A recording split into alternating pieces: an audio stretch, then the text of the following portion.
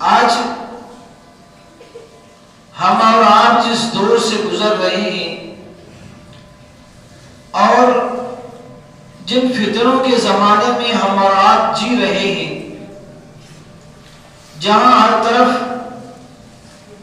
مسلمانوں کی زبوں حالی کا شکوہ کیا جا رہا ہے، امت مسلمہ مختلف مسائل میں اور مختلف مصائب میں گھری ہوئی ہے۔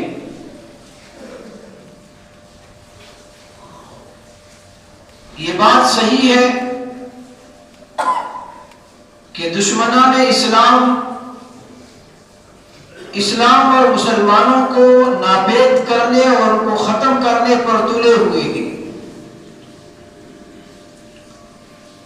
لیکن اس بات سے بھی انکار نہیں کیا جا سکتا کہ آج کے دور میں ہم نے اور آپ نے اپنے اخلاق سے، اپنے کردار سے اور اپنی زندگی گزارنے کے طریقے سے جو کچھ ہم نے اپنی زبوں حالی اور اسی طریقے سے جو ہم نے اور آپ نے خود نے اپنے ہاتھوں سے جو پستی کے گڑھے میں اپنے آپ کو ڈھیر رکھا ہے، امت مسلمہ اور مسلم معاشرے میں مختلف قسم کی برائیاں اور مختلف قسم کے رسومات اور اسی طریقے سے بہت ساری ایسی چیزیں جو چل پڑی ہیں، اور رسومات میں گویا کہ مسلم معاشرہ قید ہو کر کے رہ گیا ہے کہ جس رسومات کے پنجرے میں اور رسومات کے بند میں ہمارا بن چکے ہیں، اس کے بعد ان رسومات کو ادا کرنے میں نہ ہمیں شریعت کی پاسداری کا لحاظ ہے، نہ ہمیں سنت رسول اللہ کا لحاظ ہے، نہ ہمیں جو حلال اور حرام کی تمیز ہے۔ پوری امت کا اگر ہم جائزہ لیں تو مختلف قسم کی برائیاں اور مختلف قسم کے رسومات امت میں بکھری ہوئی ہے، اور امت ان رسومات کا شکار ہو چکی ہے۔ اس کو ختم کرنے کے لیے اور سماج سدھار اور اصلاح معاشرہ کے لیے ایک دو نہیں ان گنت تنظیمیں بنی ہوئی ہیں، جماعتیں اپنی جگہ کام کر رہی ہیں، جمعیتیں اپنی جگہ کام کر رہی ہیں، انجمنیں بنی ہوئی ہیں، وہ اپنی جگہ کام کر رہی ہیں۔ غرضے کے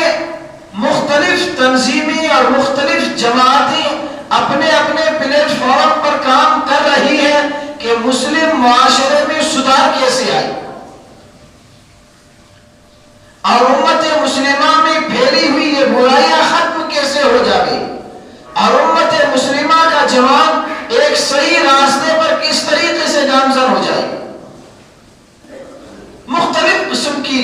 چاہے مدارس کی لائن سے ہو، چاہے مکاتب کی لائن سے ہو، چاہے مساجد کے ممبروں اور محراب کی لائن سے ہو، یا مختلف تنظیموں کی لائن سے، اور اپنی اپنی جگہ پر کوششیں ہو رہی ہیں، اور جو ہے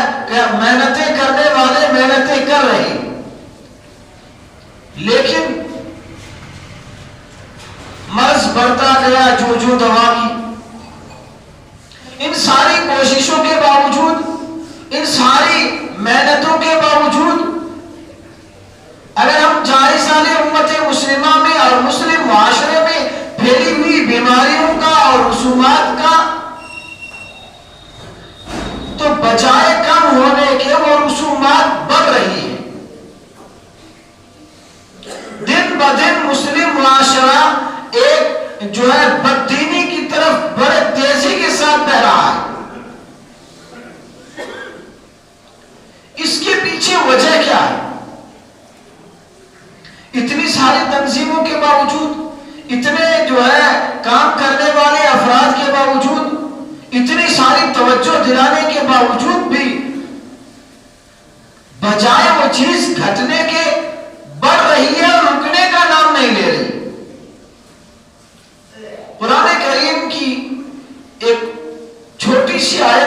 پڑھی، اللہ تبارک و تعالی نے اس آیت میں ہمارے اس مرض کی تشخیص بھی فرمائی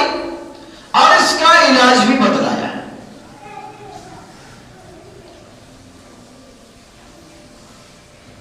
اللہ تبارک و تعالی نے قرآن کریم میں فرمایا یا ایھا الذین آمنوا علیکم انفسکم، اے ایمان والو سب سے پہلے اپنی اصلاح کرو، سب سے پہلے کام اپنی ذات سے شروع کرو۔ ہوتا کیا ہے، عام طور پر جب ہم مسلم معاشرے میں پھیلی ہوئی برائیوں کا تذکرہ کیا جاتا ہے تو ہم کہتے ہیں کہ لوگ یہ کر رہے ہیں، فلاں یہ کر رہا ہے، فلاں یہ کر رہا ہے۔ ہماری اپنی ذات کی فکر بھول گئے ہم۔ کہیں ایسا تو نہیں کہ ہم قرآن کریم کی اس آیت کا مصداق بن رہے ہوں جس میں اللہ تبارک و تعالیٰ نے فرمایا تأمرون الناس بالبر وتنسون انفسکم، کہ کیا ہو گیا تمہیں کہ لوگوں کو بڑی اچھی اچھی باتیں بتاتے ہو، لوگوں کو اچائی کا حکم کرتے ہو اور برائی سے روکنے کے تم جو ہے کاربند کرتے ہو لوگوں کو، وَتَنْسَوْنَ أَنفُسَكُمْ، اور اپنی ذات کو بھلا دیتے ہو۔ اللہ تبارک و تعالیٰ نے یہ یہودیوں کے بارے میں قرآن کریم کی آیت نازل فرمائی، چونکہ یہودیوں نے یہ چال چل رکھی تھی کہ لوگوں کو تو سیدھی باتیں بتاتے اور خود عمل نہیں کرتے تھے، تو گویا کہ آج ہمارے اندر یہ بیماری آ گئی ہے۔ ہم یوں نہیں کہتے، ہمیں ہونا یہ چاہیے کہ جب ہم مل بیٹھی ایک جگہ پر اصلاح معاشرہ کے عنوان سے اور سماج سدھار کے عنوان سے تو ہم اپنی ذات کو قطعاً نہ بھلائیں۔ حدیث میں نبی کریم علیہ السلام نے ارشاد فرمایا من قال هلك الناس فهو اهلكهم، کہ اگر دوسروں کے بارے میں اگر کوئی یوں کہتا ہے کہ فلاں یہ کر رہے ہیں اور لوگ اس طریقے پر اس راستے پر جا رہے ہیں اور لوگ ہلاک و برباد ہو رہے ہیں، اپنی ذات کو چھوڑ کر کے اپنے فطرے اور اپنی بات کا اشارہ لوگوں کی طرف کرتا ہے اور یہ کہتا ہے کہ لوگ ہلاک ہو رہے ہیں اور جو ہے مسلم معاشرہ یا جو ہے سوسائٹی ہلاک ہو رہی ہے اور خود کو بلا دیتا ہے، نبی کریم صلی اللہ علیہ وسلم نے فرمایا فَهُوَ أَهْلَكُهُمْ، سب سے پہلے وہ خود گمراہی میں ہے اور سب سے پہلے ہلاک ہونے والا اور سب سے پہلے ناکام ہونے والا وہی ہے جو اپنی زبان سے یہ کہہ رہا ہے کہ لوگ ہلاک ہو گئے۔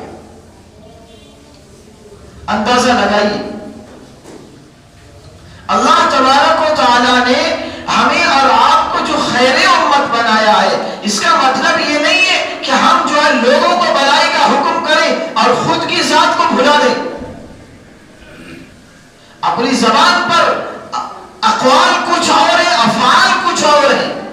زبان کچھ اور بول رہی ہے، ہمارے اعضاء و جوارح سے صادر ہونے والے اعمال اس کے خلاف جا رہے ہیں۔ قرآن کریم میں بڑی سخت وعید ارشاد فرمائی، اللہ تبارک و تعالیٰ نے فرمایا لِمَ تَقُولُونَ مَا لَا تَفْعَلُونَ، کہ ایسی باتیں کیوں کرتے ہو جو تمہیں کرنا نہیں ہے۔ لِمَ تَقُولُونَ مَا لَا تَفْعَلُونَ، کرتے نہیں ہو اور کہتے ہو لوگوں کو، خود عمل نہیں کرتے ہو۔